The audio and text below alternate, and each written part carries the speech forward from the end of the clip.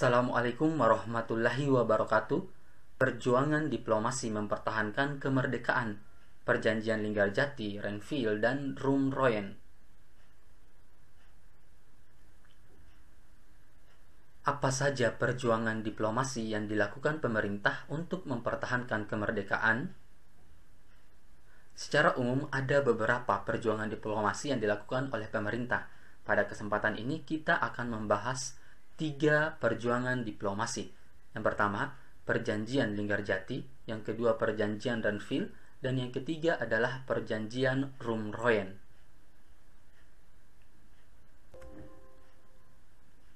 Perjanjian Linggarjati. Perundingan Linggarjati terjadi karena Jepang menetapkan status quo di Indonesia, yang menyebabkan terjadinya konflik antara Indonesia dengan Belanda, yang salah satunya adalah ditandai oleh peristiwa 10 November di Surabaya. Pemerintah Inggris menjadi penanggung jawab mengundang Indonesia dan Belanda untuk melakukan perundingan di Hague. Namun perundingan tersebut gagal karena Indonesia meminta Belanda untuk mengakui kedaulatan atas Pulau Jawa, Sumatera, dan Madura. Tetapi Belanda hanya mau mengakui Indonesia atas Pulau Jawa dan Madura saja. Perundingan Linggarjati terjadi pada tanggal 11 November 1946. Perundingan ini dipimpin oleh wakil Inggris bernama Lord Kildare. Pihak Indonesia diwakili oleh Perdana Menteri Sultan Syahrir, Muhammad Run, Susanto, dan Gani. Sultan Syahrir sebagai ketuanya.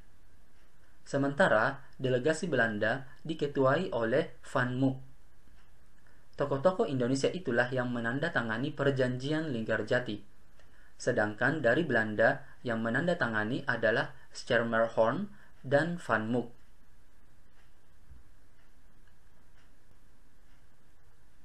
Persetujuan Linggarjati ditandatangani pada tanggal 25 Maret 1947 di Istana Rijkswijk, yang kekinian menjadi Istana Merdeka Jakarta.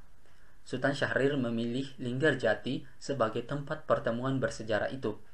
Perjanjian Linggarjati selesai pada tanggal 15 November 1946 dan baru ditandatangani keduanya pada 25 Maret 1947. Perjanjian Linggarjati yang ditandatangani pada tanggal 25 Maret 1947 tersebut menghasilkan beberapa poin dan pasal.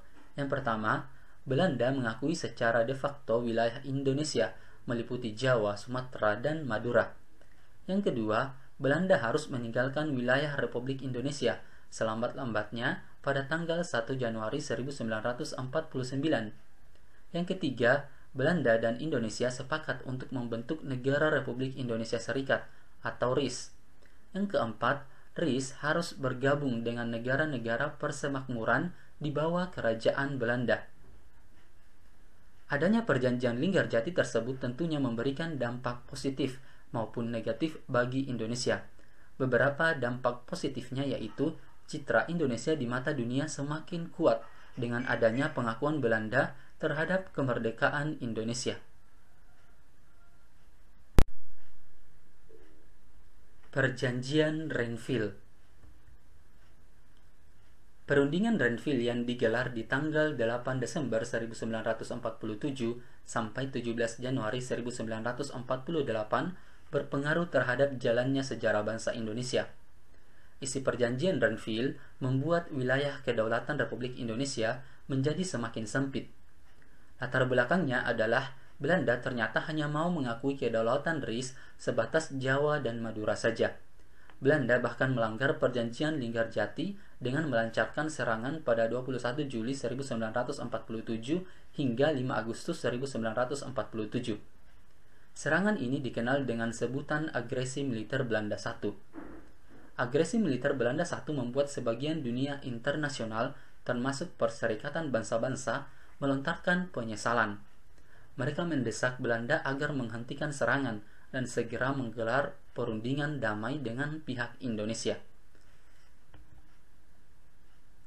Atas desakan Dewan Keamanan PBB, Belanda dan Indonesia menggelar perundingan di atas kapal perang milik Amerika Serikat bernama USS Renville. yang sedang berlabuh di Teluk Jakarta. Perundingan yang disebut Perjanjian Renville ini dilangsungkan pada 8 Desember 1947.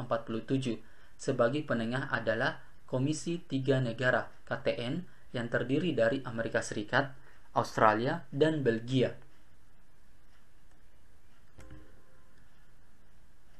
Adapun para tokoh yang terlibat sebagai delegasi dalam Perjanjian Renville adalah: yang pertama, delegasi dari Indonesia, terdiri dari Amir Syarifuddin, Ali Sastroamidjojo, Haji Agus Salim, Dr. J. Leimena, Dr. Kwatik Leen, dan Nasrun.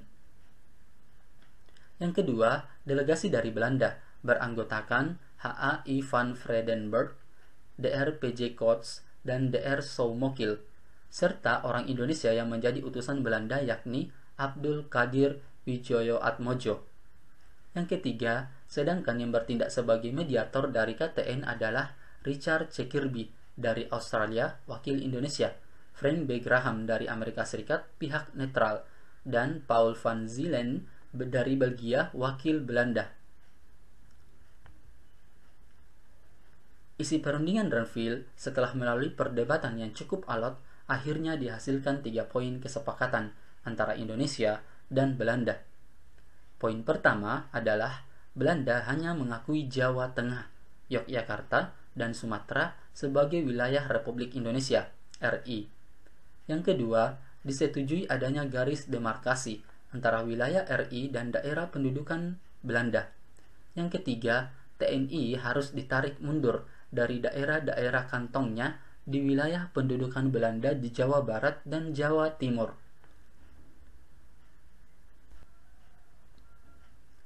Hasil perundingan Renville yang ditandatangani pada 17 Januari 1948 itu ternyata cukup merugikan bagi Indonesia. Wilayah kedaulatan RI menjadi semakin sempit, serta diterapkannya aturan garis Van Mook atas garis status quo.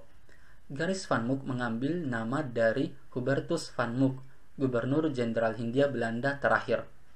Garis Van Mook adalah perbatasan buatan yang memisahkan wilayah milik Belanda dan Indonesia sebagai hasil dari Perjanjian Renville. Keberadaan garis Van Mook juga sebagai bentuk hinaan terhadap Indonesia karena wilayah RI menjadi semakin ciut.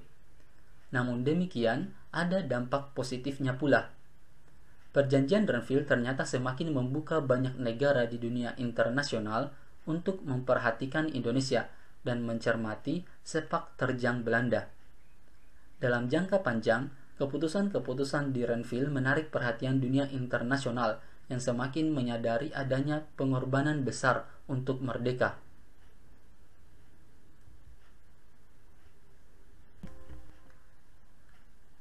Perjanjian Roem-Royen. Perjanjian Roem-Royen menjadi salah satu dari rangkaian perundingan dengan Belanda dalam sejarah Indonesia pasca kemerdekaan. Perundingan Roem-Royen dimulai pada 14 April 1949 dan ditandatangani pada 7 Mei 1949 di Hotel Des Indes, Jakarta. Nama perjanjian Roem-Royen diambil dari tokoh pemimpin delegasi di kedua belah pihak. Dari Indonesia adalah Muhammad Roem, sementara delegasi Belanda dipimpin oleh Herman van Rooyen.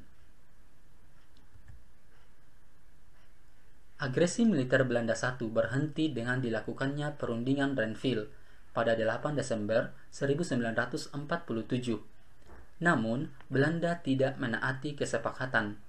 Agresi militer Belanda II dilakukan mulai 19 Desember 1948 dengan sasaran utama Yogyakarta, yang kala itu menjadi ibu kota sementara RI. Para petinggi pemerintah RI termasuk Presiden Soekarno, Wakil Presiden Muhammad Hatta, dan sejumlah menteri ditawan oleh Belanda, bahkan diasingkan ke luar negeri. Tapi Indonesia ternyata belum habis. Kendali pemerintahan untuk sementara dialihkan kepada Pemerintahan Darurat Republik Indonesia, PDRI, yang berkedudukan di Bukit Tinggi, Sumatera Barat.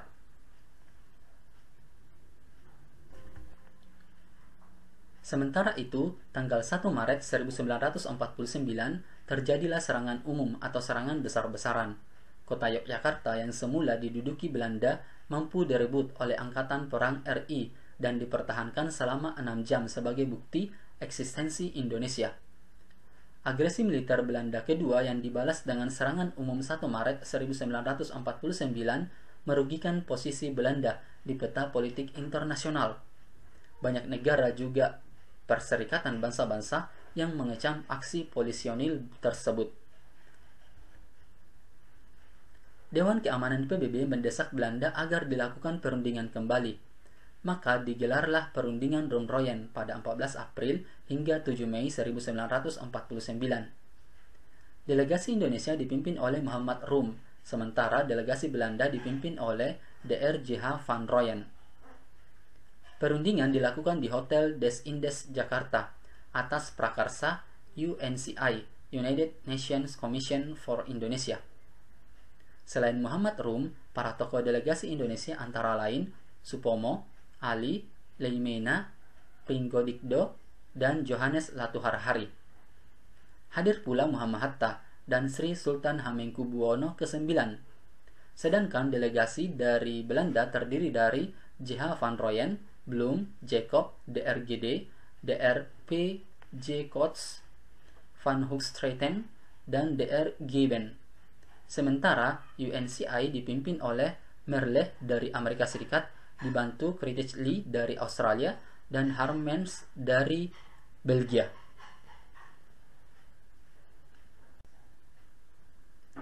Adapun isi perjanjian Ron-Royen, yang pertama adalah pemerintah RI termasuk para pemimpin yang ditawan akan dikembalikan ke Yogyakarta. Yang kedua, kedua pihak Belanda dan Indonesia sepakat untuk melaksanakan konferensi meja bundar atau KMB yang akan digelar di Den Haag, Belanda. Delegasi Republik Indonesia juga mengajukan syarat dalam perundingan tersebut. Pemerintah RI menuntut ditariknya tentara Belanda dari Yogyakarta. Belanda menyetujui dan pengosongan wilayah Yogyakarta dilakukan mulai 2 Juni 1949 di bawah pengawasan UNCI.